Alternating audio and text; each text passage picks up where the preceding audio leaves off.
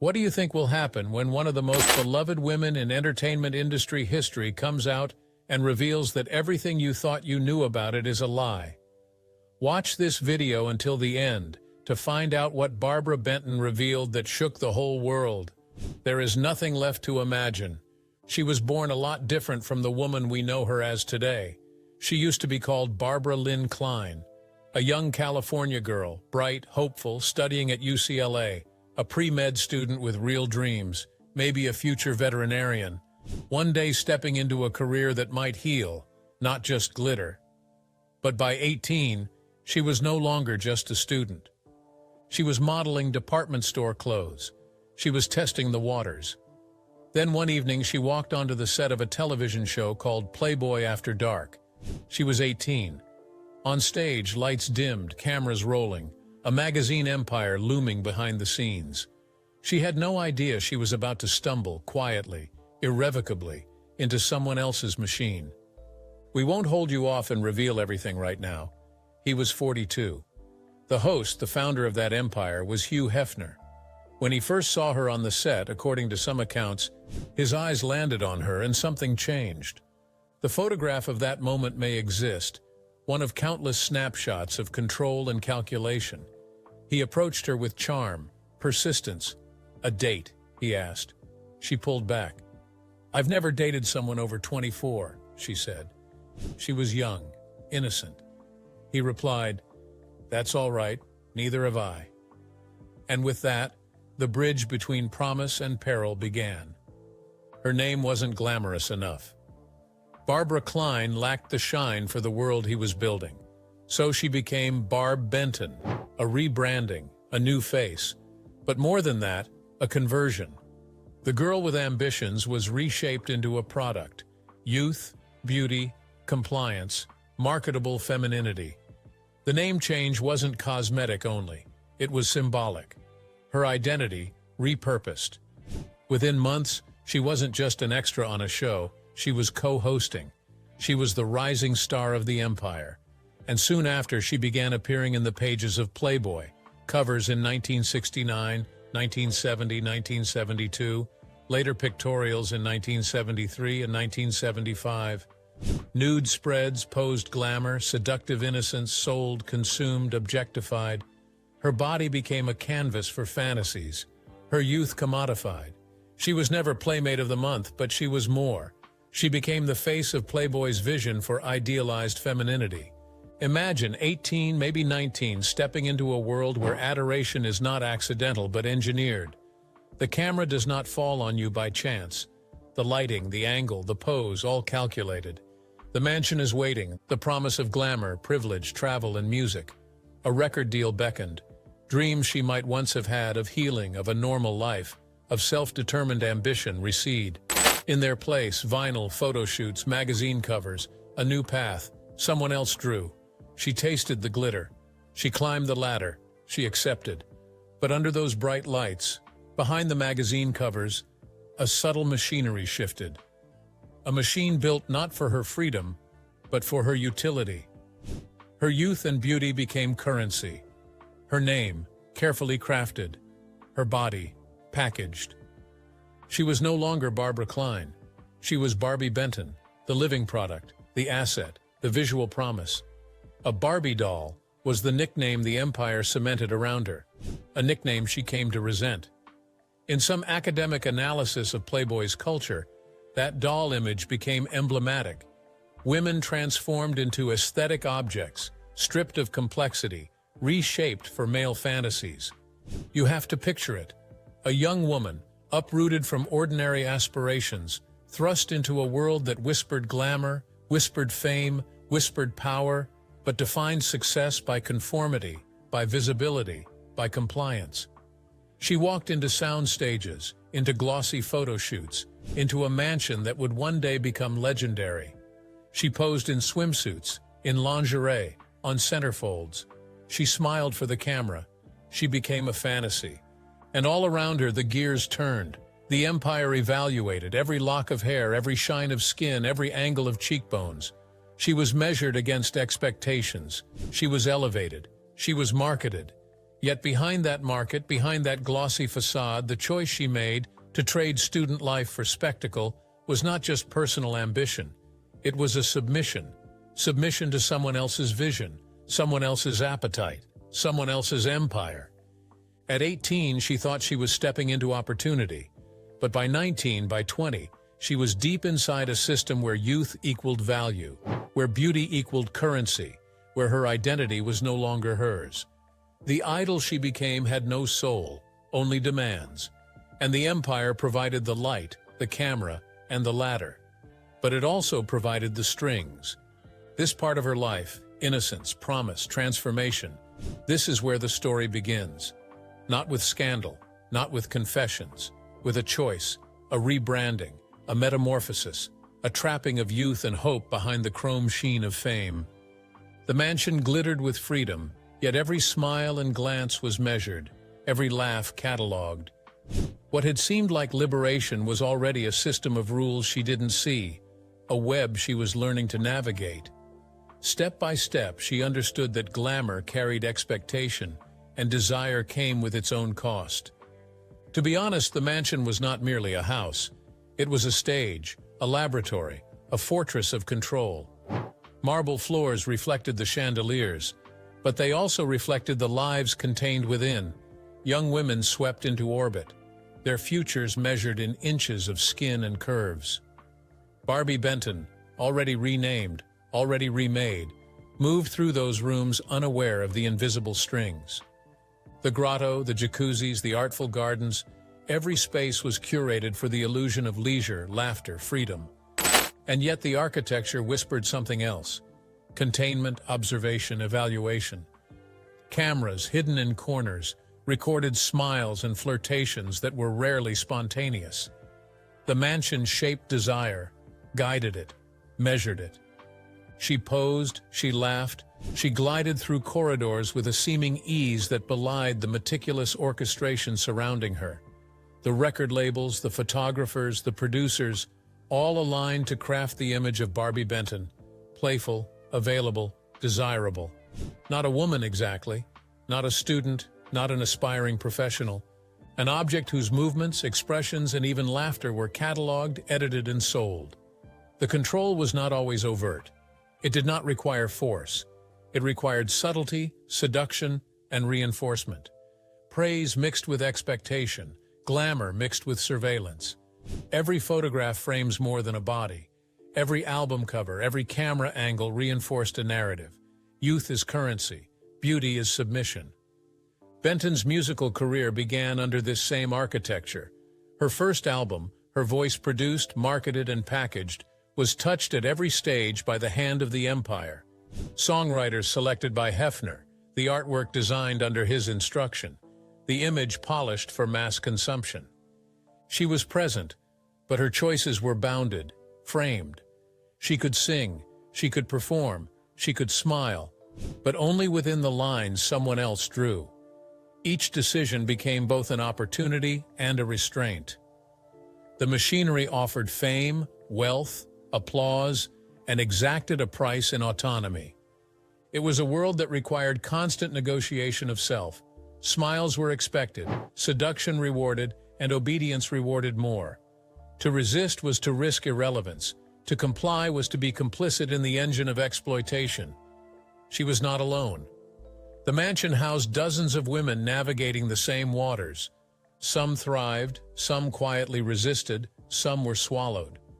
The difference between safety and peril was measured not in rules, but in subtlety, tone of voice, body language, eye contact. The smallest deviation could mark a woman for exclusion, erasure, or objectification. And the lessons were learned early, encoded in the very culture of the empire. The mansion itself was a character, shaping behaviors with spatial design. Jacuzzis weren't just for leisure. They were stages for demonstration. Game rooms weren't just entertainment. They were arenas for testing compliance. Hidden cameras captured interactions meant to produce the appearance of casual flirtation, but often facilitated observation, assessment, and manipulation. Benton's laughter, once genuine, was now a signal, a data point. Her glances, gestures, and even silences were interpreted, catalogued. The house instructed behavior before anyone spoke, and yet within this, there was an intoxicating freedom, or the appearance of it. Parties swirled, champagne flowed, music pulsed. For a young woman of her age, the glamour was nearly irresistible. It offered adventure, escape from mundane routines, and the thrill of admiration. The risk was invisible because it was embedded in desire itself. Pleasure and submission were entwined. She was learning that compliance could be rewarded with opportunity, that ambition could be traded for image. Every day, the negotiation of self continued. How to smile, when to speak, which gaze to hold, which to avert. The rules were unwritten, the penalties subtle but deep. Her public persona blossomed. Album covers, magazine spreads, and television appearances all projected a curated version of herself. And behind that persona, she learned restraint. There was a cost to freedom. Every exposure, every photograph, every public smile fed the machine. She was both a star and a product. The pleasure of recognition was laced with the quiet understanding that it existed because of submission. She felt the tension, but perhaps did not yet know the weight.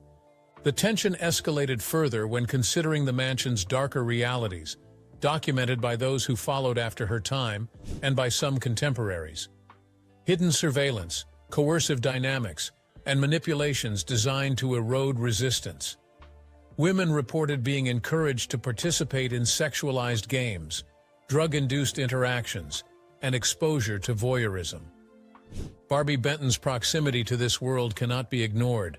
She walked the corridors, attended the gatherings, experienced the culture. She moved through the spaces where consent and desire were constantly reframed by power. She may have escaped the extremes, but she existed inside a system that normalized the violation of autonomy for entertainment and desire. By the end of her years in the mansion, Benton's innocence had been tested. The glamour, the fame, the music, the television, all came at the cost of negotiation with a predatory system. Her identity, once clear, had been reframed repeatedly to align with an image conceived by another. She was admired, celebrated, envied, desired, yet she had internalized the tension between self and image, freedom and expectation, agency and coercion. And around her, the mansion hummed with its invisible machine, instructing every movement, guiding every glance, structuring every opportunity, producing countless futures like hers, each a delicate balance between empowerment and exploitation. By the time her image was fully shaped, the mansion's subtle guidance had shifted into orchestration. Spaces once playful, jacuzzis, gardens, and private rooms became arenas of observation and control. The rules she'd learned were no longer benign. They were part of a machine designed to extract, shape, and dominate. Only now, in hindsight, does the darkness behind the gilded doors come into focus. The mansion's doors closed behind countless women who never fully understood what awaited. It was a cathedral of illusion, gilded and polished, glittering in the California sun. Barbi Benton had already walked its halls, already smiled for its cameras, already learned its subtle rules. But inside, beyond the smiles, beyond the music, beyond the laughter, a darker reality thrived. The secrets of the Playboy Mansion, as later documented in testimonies and investigative accounts, revealed a world not of innocent play, not of carefree freedom, but of structured, predatory power. Women spoke years later, their voices shaking but clear. The parties were organized not just for spectacle, but as instruments of control. Drugs circulated, subtly administered, coaxing compliance, dulling resistance. Cameras, hidden and omnipresent, recorded interactions meant to appear casual but designed to surveil, evaluate, and manipulate. Guests observed women not as friends, not as colleagues, but as elements of an ecosystem of desire, available, pliable, expendable. Some women were recruited with the promise of fame and fortune. Others were drawn by curiosity, by admiration, by the seductive whisper of glamour. All were subject to rules that were unwritten but absolute. The mansion functioned as a living organism, where every smile, every movement, every glance became data. Compliance was rewarded with access. Hesitation was punished with exclusion or erasure. Participation in the sexualized culture was often normalized, often encouraged, and sometimes subtly coerced. Barbi Benton moved within this system. She was never named among the most extreme accounts of abuse, and yet she existed inside the same machinery. She was present in the corridors where seduction was orchestrated. She attended gatherings where the lines between consent and coercion blurred under the sheen of glamour. Her youth, her beauty, and her ambition made her a prize within this ecosystem, a star yet a subject. She benefited, yes, but always within the parameters dictated by the empire. Every photograph, every performance, every public smile was simultaneously a personal triumph and a submission. Testimonies from other women illuminated the extremes. Sandra Theodore recalled parties where sedatives were administered, where sex was orchestrated, where cameras watched, where the veneer of choice was meticulously crafted but ultimately illusory. She spoke of how one could feel the agency slip away in subtle increments, measured by the laughter expected, the glances held, the compliance rewarded. Behind the gleaming pools and artful gardens, autonomy was constantly tested. The mansion's environment was engineered to seduce, to charm, to entrap, and to exploit. Dorothy Stratton, the tragic figure whose life ended violently, became the ultimate warning of what could befall young women entangled in this world. Her story, covered extensively in mainstream media, illustrated how the allure of fame, youth, and male attention could collide with coercion, control, and danger. The mansion, the parties, the empire, they produced both opportunity and peril, glamour and devastation, light and shadow intertwined. Barbi Benton's proximity to this darkness is telling. She smiled in photographs. Yes, she performed, she sang, she charmed the cameras, but she was always navigating a world constructed to shape her, to frame her, to bend her presence into a consumable ideal. She saw the patterns, the subtle enforcement, the culture of manipulation that became obvious in retrospect. She witnessed, even if indirectly, the machinery of sexual exploitation, the orchestration of pleasure as a tool of power. Her own choices were constrained by the system, her image curated, her body and talent woven into the fabric of the empire. This is where the diabolical truth becomes undeniable. The mansion was a predator, not a host. The rooms, the gardens, the pools, all became instruments in an ecosystem of power. Youth, beauty, compliance, curiosity, they were the bait. Cameras, parties, music, glamour, the hooks. The empire operated on observation, on subtle coercion, on psychological manipulation that blurred consent. Women who entered were not merely visitors. They were participants in a carefully structured system that commodified desire, tested agency, and enforced compliance. And Benton, existing within it, was both witness and participant. The cost of participation was psychological, moral, and emotional.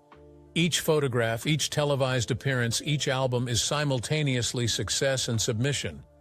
Her survival required negotiation, compliance, charm, and adaptability.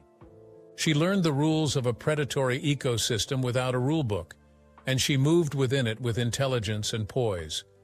Yet proximity does not erase exposure.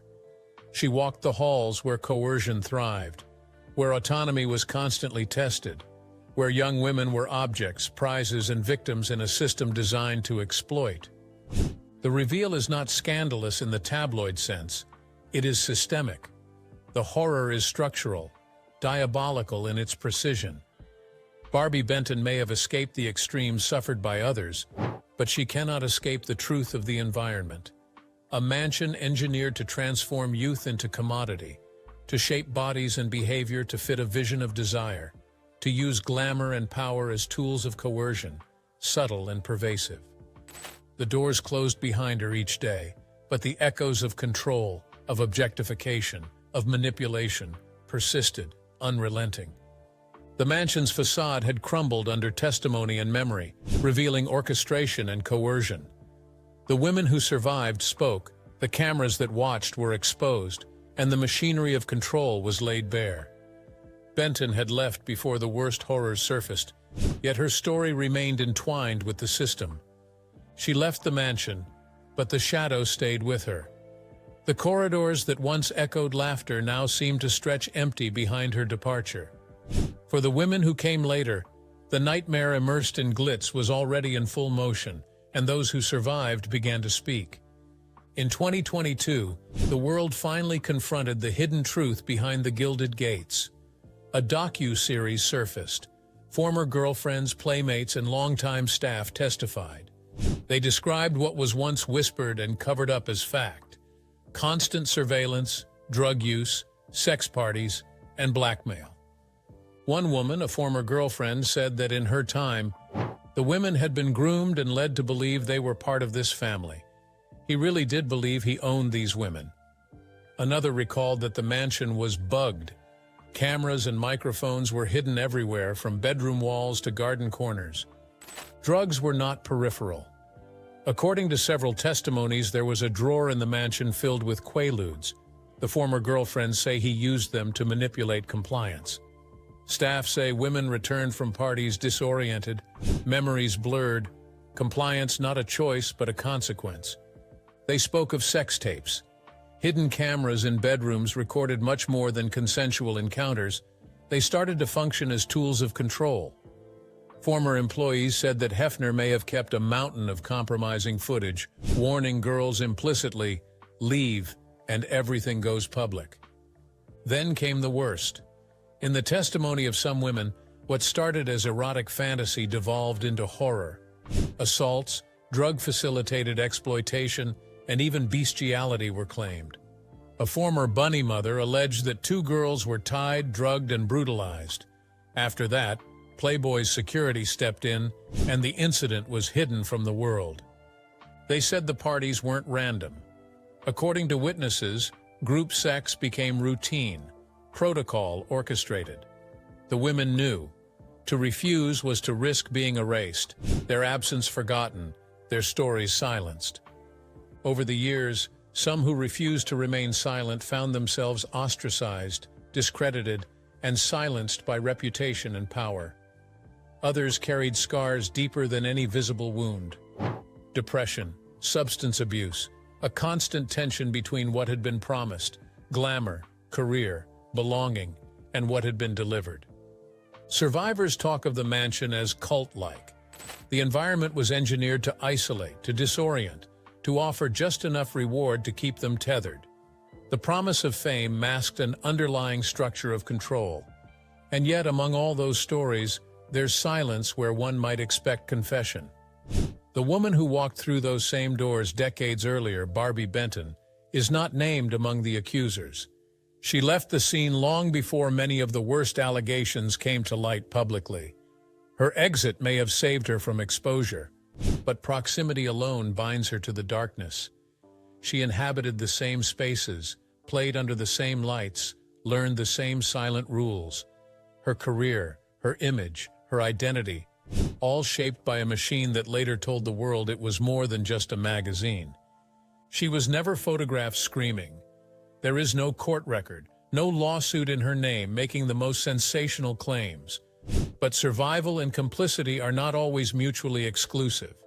To be part of the machine is to bear its influence, even when one escapes its most violent claws. Now, in the aftermath, the truth of the mansion is exposed not just as fantasy, but as a predatory construct. The legacy she was part of is stained. Not every story ends in victimhood, but too many of them echo with trauma. And her story, part escape, part survival, stands as a testament to how deeply ambition, youth, and beauty can be misused in a system built to devour. As the cameras roll over testimonies, as the world watches and listens, one question lingers. How many more never spoke? How many did not survive what she witnessed, what she contributed to, what she escaped? The empire that once promised freedom behind velvet and champagne is now revealed as a cage. And her light, once meant to shine, now reflects the shadows behind the mansion's walls.